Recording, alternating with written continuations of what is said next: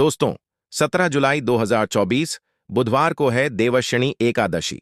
दोस्तों, इसी दिन किया जाने वाला एक हल्दी दीपक वाले उपाय आप लोगों को जरूर करना चाहिए, क्योंकि दोस्तों, यह एक ऐसा उपाय है जो कि हर कभी नहीं किया जाता है। देखिए, यह दिन इतना खास होता है, इतना महत्वपूर्ण होता है। देखा गया है, कभी कभी बड़े बड़े पूजा पाठ अनुष्ठान से जो मनोकामना नहीं होती है, वह एकादशी के दिन एक छोटे से उपाय करने से ही आपकी मनोकामना पूरी हो जाती है। और बहुत सारे लोगों ने इस उपाय को किया भी है और उनको इस उपाय को करने का फल भी जरूर मिला है। अगर आप लोग भी इस उपाय को देवशयनी एकादशी के दिन करना चाहते हैं, तो आप इस उपाय को पहले अच्छे से समझ लेना, सुन लेना, उसके बाद करना। आपको इस उपाय का फल जरूर मिलेगा। दोस्तों, हम आपको यहां पर बता दें कि यह जो एक दीपक वाले जो उपाय है, यह उपाय पंडित जी ने अपनी अभी की ही सेहोर की कथा में ही बताया है। और इस उपाय को करने से आपके घर में चाहे किसी भी तरह की दुख और समस्या क्यों न चल रही हो, आपको उसका कारण भी नहीं पता है कि यह समस्या किस कारण से चल रही है। उसका कुछ भी कारण हो सकता है, जैसे पितृ दोष हो सकता है, या किसी भी तरह का मंगल दोष भी हो सकता है, और भी बहुत तरह के दोष होते हैं, कुछ भी हो सकता है। पर आपको इस उपाय करने के लिए अपने दोष को पता लगाने की भी जरूरत नहीं है। आपके घर में किस कारण से इतनी दुख और परेशानी आ रही है, वह भी आपको पता लगाने की जरूरत नहीं है। इस एक दीपक वाले उपाय को आप लोगों को कर लेना है, क्योंकि इसी एकमात्र उपाय को करने से आपके पूरे घर परिवार में सुख और शांति हो जाएगी। आपके घर में अच्छे अच्छे काम होने लगेंगे। आपकी जो भी मनोकामना होगी, वह भी धीरे धीरे करके पूर्ण होना शुरू हो। दोस्तों, अब इस उपाय को करना किस समय है, यह भी आप लोग जान लीजिए। देखिए, इस एक दीपक वाले उपाय को करने का जो समय है, वो सीधी सी बात है, सुबह का समय है, प्रातः काल का समय है। वैसे दोस्तों, देवशयनी एकादशी के पूरे दिन मंदिर खुले रहते हैं। पूरे दिन आप लोग उपायों को भी कर सकते हो, इसमें कोई दिक्कत वाली बात नहीं है, क्योंकि देव श्रेणी एकादशी के दिन भगवान शिव जी पूरे दिन अपने मंदिर में बैठे रहते हैं कि भक्त आएगा कौन हमारे, हमको प्रसन्न करेगा और हम कब उसकी मनोकामना पूर्ण करेंगे। दोस्तों, इस दिन शिव जी इतना कुछ प्रदान करते हैं जितने की हम कभी कल्पना भी नहीं कर सकते हैं। इसलिए आप लोगों को इस मौके को तो अपने हाथ से नहीं जाने देना चाहिए। तो अब हम समझते हैं दोस्तों, यह एक दीपक वाले उपाय आखिर आप लोगों को करना कैसे है। देखिए, विशेष रूप से कोशिश करना, इस उपाय को आप देवशयनी एकादशी सुबह सुबह कर लो, पर किसी कारणवश न कर पाओ तो फिर थोड़ा लेट भी कर सकते हो, है ना। और पहली मुख्य कोशिश आपकी यही होनी चाहिए कि घर की जो माता बहन होती है, उनमें से कोई एक ये वाला उपाय करे। मतलब कि अगर माता बहन उपस्थित न भी हो, तो उस स्थान पर फिर घर का कोई बड्ढा जो पुरुष हो, वह भी इस उपाय को कर सकता है। कोई दिक्कत वाली बात नहीं है। पर घर के सभी सदस्य ऐस को इस वाले उपाय को करने की जरूरत नहीं। घर का कोई एक मुख्य सदस्य भी इस उपाय को करेगा, तो इस उपाय को करने का फल उसके पूरे घर परिवार को जरूर मिल जाएगा। तो देखिए, एक दीपक वाले उपाय है, तो सीधी सी बात है कि इसमें हमें एक दीपक की तो आवश्यकता पड़ेगी ही पड़ेगी।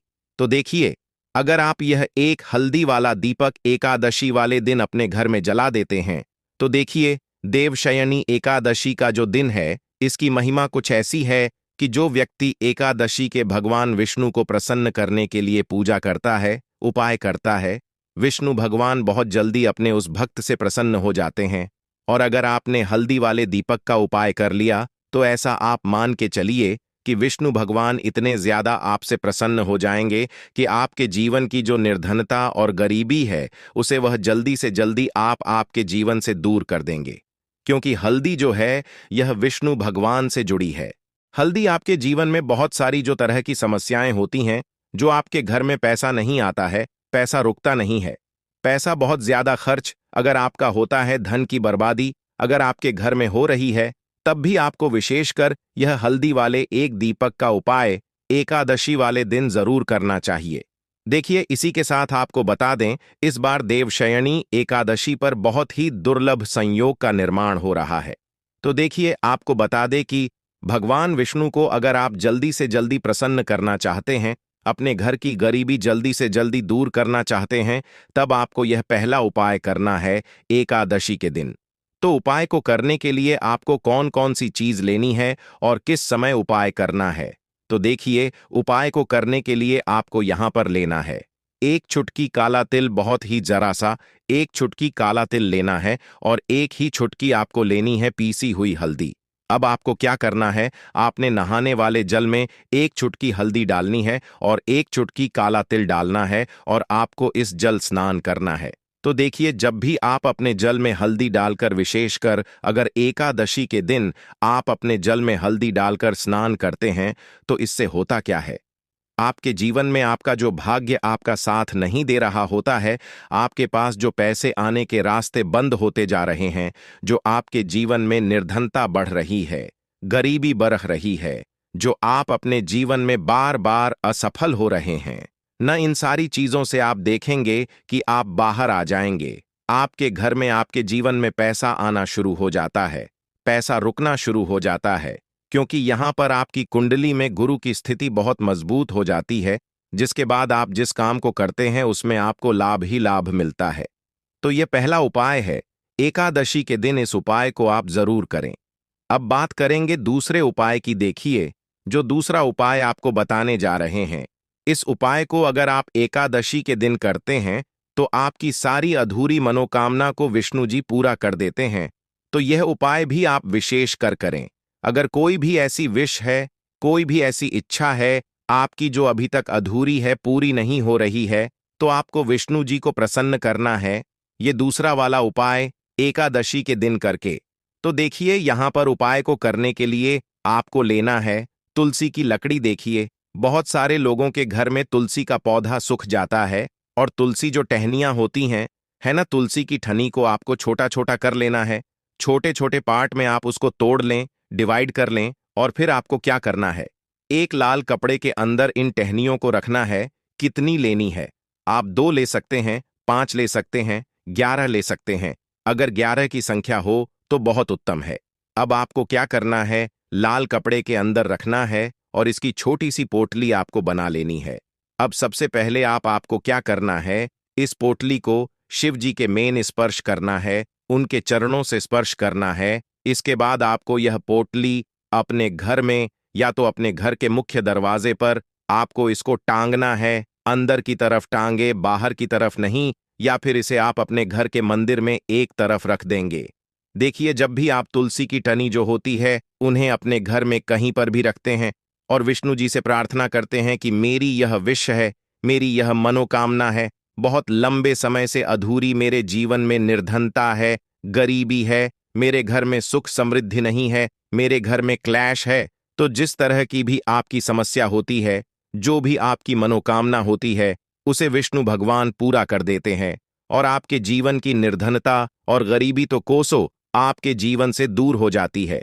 जब भी आप तुलसी की लकड़ी का यह छोटा सा उपाय कर लेते हैं एकादशी के दिन, एक चीज आपको बिल्कुल ध्यान रखनी है कि तुलसी का पौधा अगर आपके घर में सूख गया है, तब आपको एकादशी के दिन उसकी लकड़ियां को नहीं डालना है, क्योंकि एकादशी के दिन तो तुलसी की पत्तियों को भी नहीं तोड़ा जाता है। यह चीज विशेषकर आपको ध्यान रखनी है। तो पहले से ही आप तुलसी के पौधे की, अगर आपके पास टहनियां हैं, तभी ये उपाय आप करें। दूसरी चीज की, जिनके घर में तुलसी का पौधा हरा भरा है ना, बहुत सारे लोगों के पौधे सूख गए झाड़ों में, लेकिन बहुत सारे लोग बहुत अच्छे से रखते हैं, और किसी किसी के घर में तुलसी का पौधा सूखता नहीं है। तो उन्हें क्या करना है, उन्हें तुलसी के 2 पत्ते लेने हैं, तुलसी के 2 पत्ते लेने हैं, और आपको जब भी भगवान विष्णु को भोग लगाते हैं, वैसे आप लगाते ही हैं हर बार अपने घर में तुलसी के पौधे पत्तों के साथ, लेकिन एकादशी के दिन विशेषकर आपको तुलसी के 2 पत्ते विष्णु जी को उनके भोग में अर्पित करने हैं। जो भी आप उन्हें भोग लगाते हैं, जिस चीज का भी, उसके साथ आपको तुलसी के 2 पत्ते जरूर शिव जी को अर्पित करने हैं। एक चीज ध्यान रहे, भूलकर भी आपको इस दिन चावल खाने नहीं है, और चावल का भोग भूलकर भी आपको किसी भी देवी देवता को नहीं लगाना है ना, क्योंकि चावल खाना इस दिन महापाप होता है। ऐसा बिल्कुल भी ना करें, भूलकर भी आपको यह चीज नहीं करनी है। तो देखिए, जब भी आप तुलसी के 2 पत्ते शिव जी को अर्पित करते हैं, उनके भोग में उन्हें देते हैं, तो इससे क्या होता है कि विष्णु जी आपसे बहुत ज्यादा प्रसन्न हो जाते हैं, और आपके जीवन के चाहे जिस तरह के भी दुख हो, फिर आप अपने जीवन के वो दुख अगर विष्णु जी से कहते भी नहीं है ना, आपके बिना कहे ही आपके जीवन के सारे को वो दूर कर देते हैं। चलिए अब बात कर लेते हैं एक चुटकी हल्दी डालकर दीपक आपको कहां पर लगाना है, उपाय को कैसे करना है और कैसे यह एक चुटकी हल्दी वाला दीपक आपके जीवन की निर्धनता को तो दूर कर ही देगा। मां लक्ष्मी की ऐसी कृपा आपके ऊपर बरसेगी कि आने वाली 7 पीढ़ियों को भी न धन की कमी नहीं होगी। इतना ज्यादा विष्णु भगवान आपसे प्रसन्न हो जाते हैं। इस एक उपाय को करके पहली चीज आपको बता दे कि हल्दी जो है यह आपके जीवन में बहुत सारी अच्छी अच्छी चीजों को लेकर आती है, जैसे कि पैसे को बढ़ाने का काम करती है और आपके घर में धन आने के स्रोत अगर बंद हो गए हैं, धन आने का रास्ता अगर आपके घर में बंद होता जा रहा है, उसे खोल देती है, क्योंकि आपके घर की नेगेटिव एनर्जी है, नकारात्मक ऊर्जा है, बुरी शक्तियां हैं। इन सारी चीजों को हल्दी दूर कर देती है, क्योंकि जहां पर हल्दी होती है वहां पर ये सारी चीजें रहती ही नहीं है। तीसरी चीज विष्णु से जुड़ी है, तो विष्णु जी आपसे तुरंत प्रसन्न हो जाते हैं। जब भी आप हल्दी का कोई उपाय करते हैं तो आपको पीसी हुई एक चुटकी हल्दी लेनी है और यह एक चुटकी पीसी हुई हल्दी आपको दीपक के अंदर डालनी है। शुद्ध देसी घी का दीपक आप तैयार करेंगे, गोल बाती लगाएंगे और फिर उसके अंदर एक चुटकी हल्दी आपको डालना है।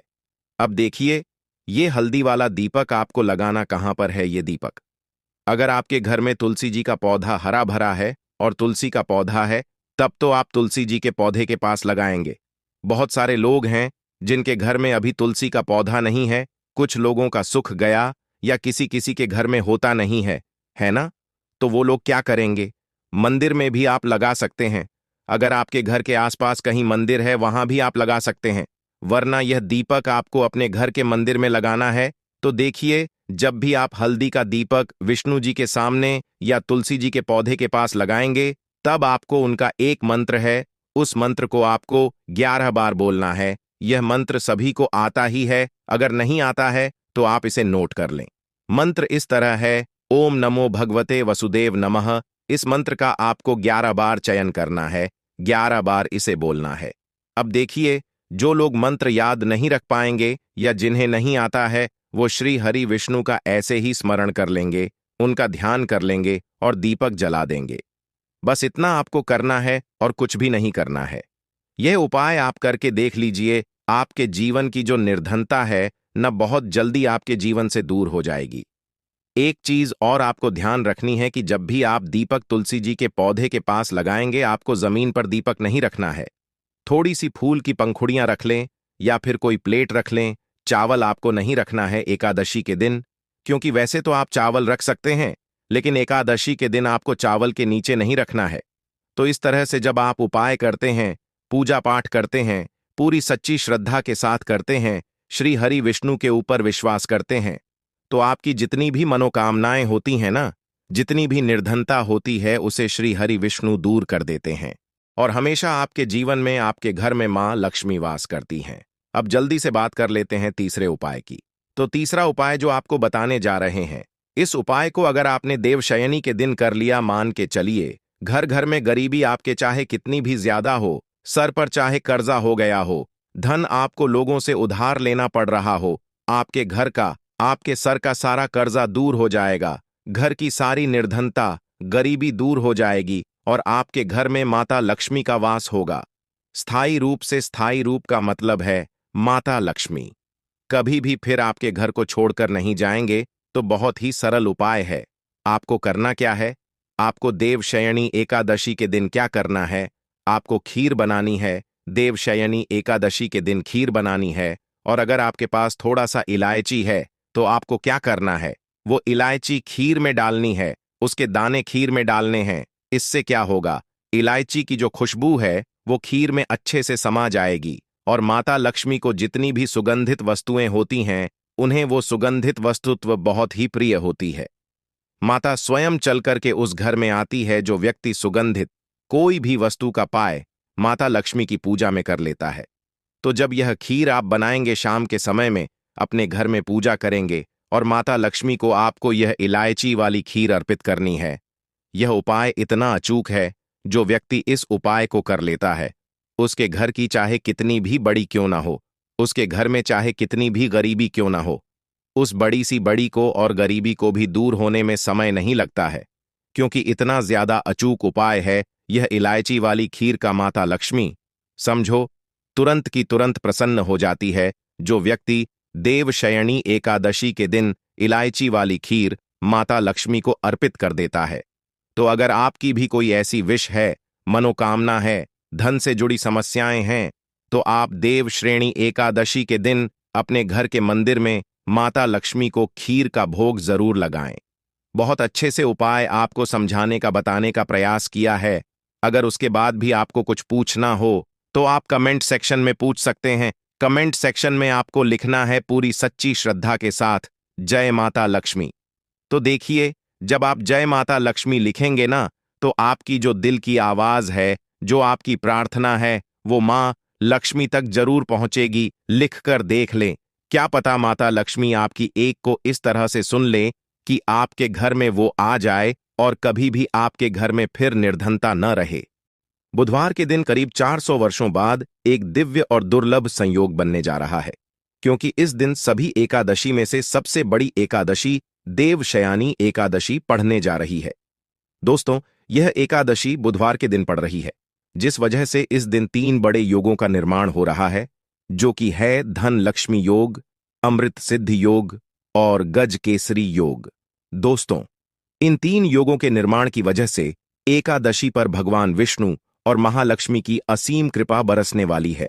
और अगर इस दिन आप चुपचाप किसी को बिना बताए स्वास्थ्य से जुड़ा यह अचूक उपाय कर लेते हैं, तो आपकी सभी समस्याओं का हल संपूर्ण रूप से हो जाएगा। दोस्तों, एक साल में करीब 24 एकादशी पड़ती है और 17 जुलाई को देवशयानी एकादशी सभी एकादश में सबसे बड़ी मानी जाती है। इस दिन स्वास्थ्य से जुड़ा यह अचूक उपाय आपकी हर परेशानी को कर देगा, चाहे वह धन को लेकर हो या सेहत या संतान की प्राप्ति को लेकर। इसीलिए दोस्तों, वीडियो को आखिर तक जरूर देखें। और दोस्तों, अगर आप भी अपने जीवन में भगवान श्री हरि विष्णु की कृपा पाना चाहते हैं, तो इस वीडियो को लाइक करके कमेंट में जय श्री हरि जय मां लक्ष्मी लिखना ना भूले। दिन जगत के पालनहार श्री हरि विष्णु अपनी 4 महीने की योग्य निद्रा से जागते हैं। इसके बाद से ही सभी मांगलिक काम आरंभ हो जाते हैं। इसके अलावा एकादशी भगवान विष्णु को प्रसन्न करने के लिए भी बेहद उत्तम मानी जाती है। इस दिन भगवान विष्णु को प्रसन्न करने के लिए कुछ लोग व्रत रखते हैं और पूजा करते हैं। इस दिन सच्ची श्रद्धा और भक्ति भाव से भगवान विष्णु की पूजा करने से सभी मनोकामना पूर्ण होती है। दोस्तों, स्वास्थिक अत्यंत प्राचीन काल भारतीय संस्कृति में कल्या का चिन्ह समझा जाता रहा है। इसीलिए कि किसी भी शुभ काम को करने से पहले स्वास्थिक चिन्ह अंकित करके उसका पूजन किया जाता है। मान्यता है कि ऐसा करने से कामों में सफलता मिलती है, क्योंकि स्वास्थिक के चिन्ह को शुभता का चिन्ह समझा जाता है। इस तरह स्वास्थिक का अर्थ अच्छा या मंगल करने वाला ऐसा बताया गया है। मेन वर्णित है स्वस्तिक सर्वदा रुद्र, अर्थात सभी दिशाओं में सबका कल्याण हो। इस तरह स्वास्थ्य एक शब्द से किसी व्यक्ति या जाति विशेष का नहीं, परंतु संपूर्ण विश्व के कल्याण या वासुदेव की भावना निहित है। किसी भी शुभ काम को करने से पहले गणेश जी का नाम लेते हैं, और हिंदू धर्म में स्वास्तिक को गणेश जी का भी प्रतीक समझा जाता है। वैसे तो किसी भी शुभ काम को पहले स्वास्तिक बनाकर ही थाली में रखते हैं और पूजा करते हैं, क्योंकि ऐसा करने से में खुशियां बढ़ती हैं। स्वास्तिक में 4 तरह की रेखाएं होती हैं और इनका आकार भी एक समान ही होता है। ऋग्वेद की भाषा में स्वास्तिक को सूर्य का प्रतीक समझा गया है और उसकी 4 भुजाओं को उपमा दी गई है। पौराणिक मान्यता है कि 4 दिशाओं यानी पूर्व पश्चिम उत्तर दक्षिण की ओर यह 4 भुजाएं इशारा करती हैं, और हिंदू धर्म में इनको 4 वेदों से जोड़कर भी कहा जाता है, यानी ऋग्वेद, यजुर्वेद, अथर्व वेद और सामवेद। स्वास्तिक की 4 रेखा सृष्टि से रचनाकार भगवान ब्रह्मा के 4 सिरों को दर्शाती हैं, और 4 पुरुषार्थ यानी 4 आश्रम, 4 लोग, 4 देवों यानी ब्रह्मा, विष्णु, महेश और गणेश की तुलना भी की गई है। इसके मध्य में जो बिंदु है भगवान विष्णु की नाभि मानी जाती है, जिसमें से भगवान ब्रह्मा प्रकट होते हैं, और स्वास्तिक की 4 रेखाएं एक घड़ी की में चलती हैं, जो संसार की सही दिशा में चलने का चिन्ह है। यह है स्वास्थ्य महत्ता। इस एकादशी के दिन घर के मुख्य द्वार पर शुभ मंगल चिन्ह स्वास्तिक स्वरूप बनाएं। आप चावल और कुमकुम की सहायता से बना सकते हैं, चावल और हल्दी के घोल से बना सकते हैं, या फिर कुमकुम यानी सिंदूर और घी, सिंदूर और तेल मिलाकर के भी बना सकते हैं। ऐसा करने से वास्तु दोष दूर हो जाता है। इससे मनोकामना हो की पूर्ति हो जाती, घर से क्लेश कलह बेचैनी दूर हो जाती है, तंत्र मंत्र क्रिया से भी रक्षा होती है। इसे शुभ काम के पहले अंकित किया जाता है, क्योंकि स्वास्थिक को मान सम्मान, सफलता और उन्नति का प्रतीक समझा जाता है। स्वास्थिक हर दिशा से देखने पर एक ही सम्मान लगता है। आपने उल्टा स्वास्थिक की देखा होगा, परंतु उल्टा स्वास्थिक के उपाय अलग होते हैं और सीधे स्वास्थिक के उपाय अलग होते हैं।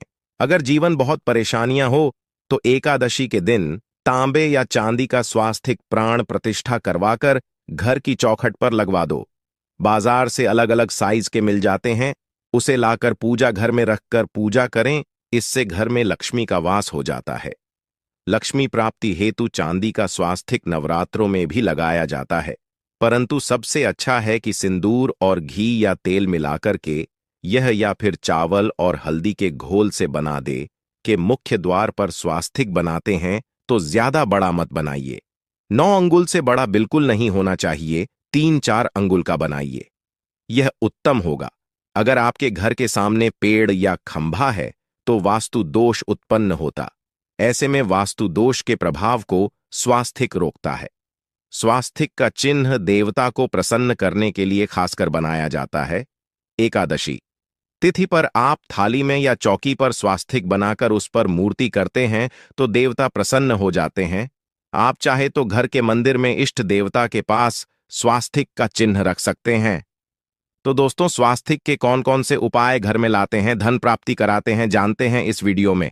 परंतु दोस्तों, उससे पहले आपसे रिक्वेस्ट करते कि वीडियो को लाइक जरूर करिएगा, दोस्तों को शेयर कर दीजिएगा, और अगर अभी तक आपने चैनल को सब्सक्राइब नहीं किया है तो चैनल को सब्सक्राइब करके बेल जरूर दबाइए। दोस्तों, इस एकादशी पर मुख्य द्वार की दहलीज के दोनों तरफ स्वास्थिक का चिन्ह बनाकर उसकी पूजा करें।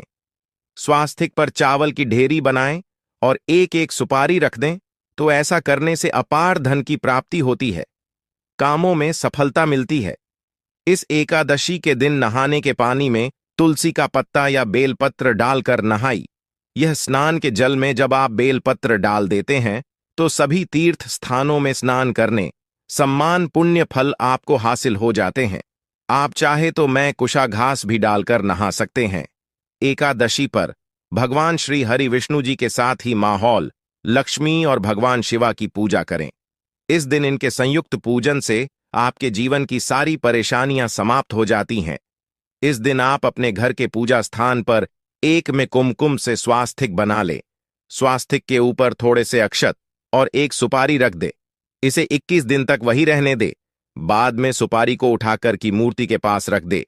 2 दिन तक यह बने रहने से आपके जीवन में कभी धन की कभी कमी नहीं होती।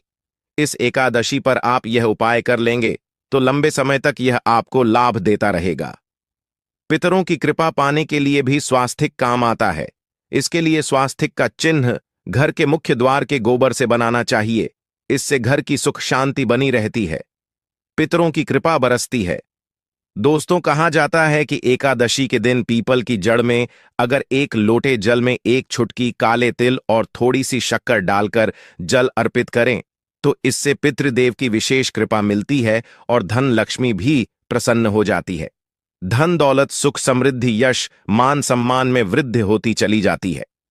अगर आपकी कोई विशेष मनोकामना है, उस मनोकामना की पूर्ति के लिए आप एक विशेष उपाय कर सकते हैं।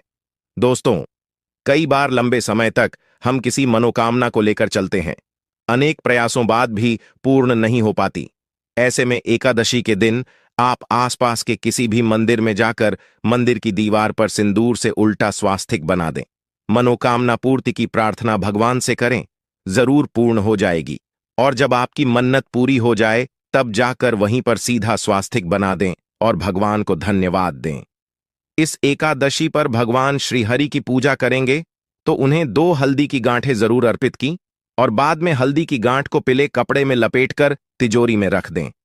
आपने पहले भी हल्दी की गांठें रखी हो है तो उसको ही पूजक वापस रख दे। दोस्तों, एकादशी पर विष्णु जी की पूजा में उन्हें केसर कमल का पुष्प के लिए गेंदे का फूल अर्पित करें। जिस थाल को आप गन्ने से बजाएंगे, उस थाल में भी सिंदूर से एक स्वास्तिक का चिन्ह जरूर बना लें। उस स्वास्तिक के दोनों तरफ 2 खड़ी रेखाएं भी बनाएं। फिर उस थाली को हुए प्रभु को जगाए मंगलाचार कीजिए। यह स्वास्तिक का चिन्ह आपके जीवन की सारी परेशानी को दूर करेगा, जीवन में खुशी। इस एकादशी के दिन विशेष मंत्र का जाप जरूर करें। आप मंत्र का जाप कर सकते हैं या फिर विष्णु जी के महामंत्र ओम नमो भगवते वासुदेवाय का, इसमें से किसी भी एक मंत्र का जाप कर सकते हैं। जो भी मंत्र आसान लगे उसका जाप कर ले। इस एकादशी के दिन अपनी मनोकामना की पूर्ति के लिए यह उपाय कर सकते हैं। आप तुलसी में जब जल अर्पित करेंगे तब एक लोटे में जल लेकर कर उसमें छुटकी हल्दी, 2-4 बूंदे दूध, थोड़ी सी मिश्री और 1 छुटकी अक्षर डालकर ही अर्पित करें। और शाम के समय तुलसी के समक्ष घी का दीपक जलाए। इस दीपक में एक सिक्का रख दें और बाद में इस सिक्के को उठाकर संभाल के रखें। तुलसी को विष्णु प्रिय भी कहते हैं, इसलिए देवता जब जागते हैं तो सबसे पहले प्रार्थना तुलसी की सुनते हैं। वैसे यह सिक्का रोज के दीपक में भी आप डालकर दीपक जला सकते हैं। ऐसा करने से ऐसा का सिद्ध हो जाएगा। फिर जब भी महत्वपूर्ण काम से आप घर से बाहर हैं तो इस सिक्के को साथ में रखकर निकले। आपको काम में सिद्ध जरूर हासिल मिलेगी। इस दिन दीपक का उपाय जरूर ही करें। एक दीपक घर के मुख्य द्वार पर अंदर की तरफ से या फिर पास के किसी मंदिर में एक दीपक, तुलसी के नीचे एक दीपक अपने घर के पूजा स्थान पर इस दिन जरूर जलाए। पूजा के बाद आरती जरूर करें। आरती की थाल में कुमकुम से स्वास्तिक बनाकर उस पर फूलों की पंखुड़ी और थोड़े अक्षत रखकर फिर दीपक जलाकर प्रभु की आरती करें। सर्वोत्तम होगा। परंतु याद रखें कि भगवान श्री हरि विष्णु को अक्षत अर्पित नहीं किए जाते, मां लक्ष्मी को अर्पित किए जाते हैं। अगर विष्णु जी को अर्पित करना चाहते हैं तो हल्दी से रंगा कर ही पी लें। अक्षत अर्पित करें तो दोस्तों विधि विधान से इस दिन पूजा आराधना करें। स्वास्तिक के उपाय जरूर करें और विष्णु जी के साथ ही शिवाजी और माता लक्ष्मी की असीम कृपा को सुंदर बनाएं। दोस्तों, भगवान विष्णु की कृपा के लिए इस एकादशी के दिन स्नान करते समय पानी में 1 छुटकी हल्दी डाल लें। इसके बाद स्नान करें और पीले रंग के वस्त्र धारण करके भगवान विष्णु की विधि विधान से साधना करें।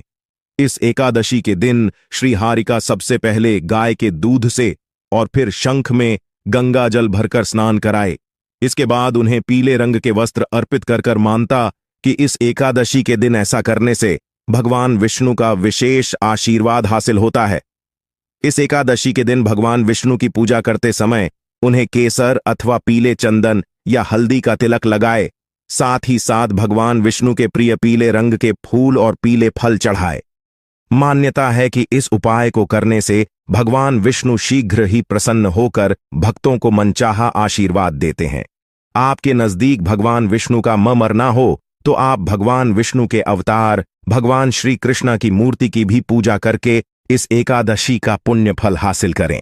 ईश्वर की साधना आराधना में मंत्र जप का विशेष महत्व होता है। ऐसे में राम दरबार की तस्वीर अपने घर में लेकर आए और श्री राम दरबार की तस्वीर का पूजन करें, या उनकी मूर्ति या उनसे जुड़ी किसी तरह की कोई चीज आपके पास है तो आप उनका पूजन करें। सारे देवी देवताओं का आपको आशीर्वाद मिल जाता है। हनुमान जी से लेकर सीता माता, भगवान श्री राम और अन्य देवी देवताओं का भी आशीर्वाद मिल जाता है। निश्चित तौर पर अपने घर के पूजा घर में एक साथ आप यह तस्वीर रख सकते हैं।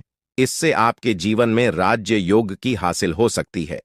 दोस्तों, इसी तरह यदि आप अपने घर के पूजा घर में या किसी अन्य स्थान पर यदि कोई तस्वीर रखना चाहते हैं और उसे लगाकर अपने घर में लाभ हासिल करना चाहते हैं तो अपने घर में या पूजा आपको निश्चित तौर पर त्रिदेव की तस्वीर या मूर्ति एक ही स्थान पर लाकर अवश्य रखनी चाहिए।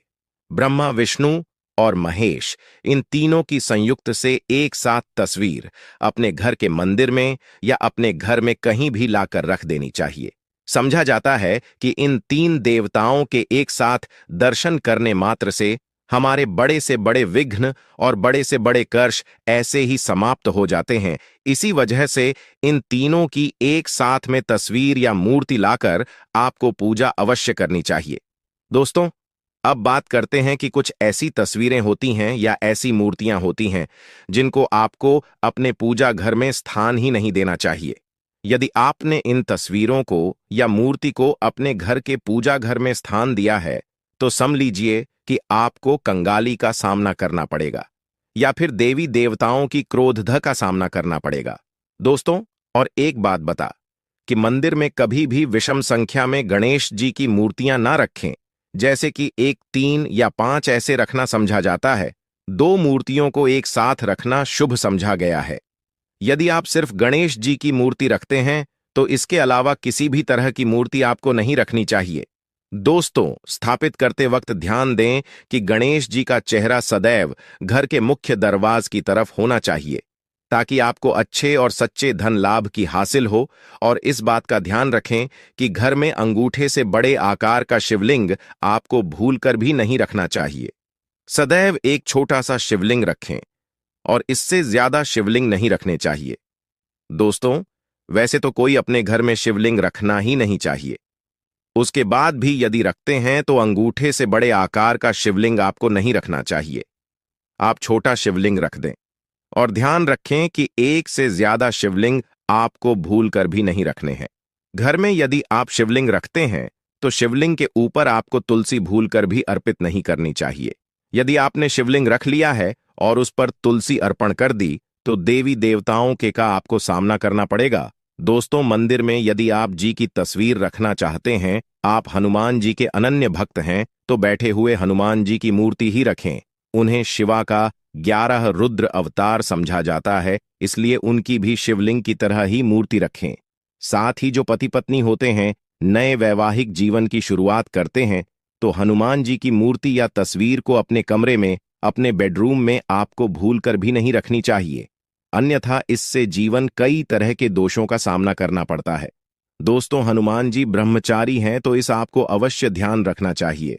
दोस्तों, राधा कृष्णा की मूर्तियों को यदि आप जैसे अपने क्षण कक्ष में सोते हैं और उन्हें आपके बेर के सामने की तरफ रखा है कि जैसे कि आप सुबह उठे और आपको उठते ही पहले उनके दर्शन हो जाए, तो समझ लीजिए कि आपका जीवन मालामाल होने वाला है। किसी भी तरह का कोई दोहक धन की चिंता आपके जीवन में रहेगी। दोस्तों, इसी तरह यदि माता दुर्गा की तस्वीर आप अपने घर में लेकर आना चाहते हैं और चाहते हैं कि माता दुर्गा की तस्वीर के माध्यम से आप जीवन में समृद्धि देखें, तो दोस्तों, भूलकर भी आपको माता दुर्गा की क्रोधित अवस्था की तस्वीर, जैसे कि महाकाली की तस्वीर या फिर महिषासुर का वध करते हुए या क्रोधित अवस्था में माता लक्ष्मी की माता दुर्गा की तस्वीर लाकर आपको उनकी पूजा नहीं करनी चाहिए। दोस्तों, सदैव और सुंदर मुख वाली तस्वीर ही अपने घर के अंदर लाकर पूजा करनी चाहिए। इसे बहुत ही शुभ और मंगलकारी समझा जाता है। दोस्तों, इस बात का ध्यान रखें कि यदि आप अपने घर में मूर्तियां रखते हैं तो आपको इन पर भूलकर टूटे चावल नहीं चढ़ाने चाहिए, और बेहतर होगा कि आप हल्दी में चावल को पीला करके ही वह चावल चढ़ाएं, किंतु टूटे हुए चावल आपको भूलकर भी माता लक्ष्मी को या अपने घर में देवी देवता नहीं चढ़ाने चाहिए। दोस्तों, इसी तरह इस बात का भी ध्यान रखें कि अपने घर के मृत परिजनों की या पूर्वजों की तस्वीर मंदिर में स्थापित ना करें। ऐसा करना अशुभ समझा जाता है, और यदि आप ऐसा लगातार कर रहे हैं तो निश्चित तौर पर आपके परिवार के ऊपर दोष लग सकता है। पितरों का भी दोष सकता है। पितरों की पूजा एक अलग स्थान पर की जाती है, घर के मंदिर में उनको स्थापित नहीं किया जाता है। दोस्तों, इसी तरह भगवान भैरव की तस्वीर या भगवान शनिदेव की, राहु केतु की, इस तरह की तस्वीरें अपने घर में नहीं लेनी चाहिए। प्रतीकात्मक रूप से आप घर के पानी रखने के स्थान पर उनकी पूजा कर सकते हैं, क्योंकि इनकी साधना तंत्र मंत्र और खास पद्धति से की जाती है। घर के अंदर आप ऐसे ही इनका पूजा पाठ नहीं कर सकते।